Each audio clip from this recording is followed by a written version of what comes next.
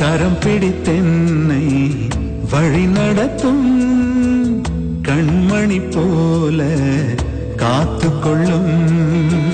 கரம் பிடித்தென்னை வழி நடத்தும் கண்மணி போல காத்துக்கொள்ளும்.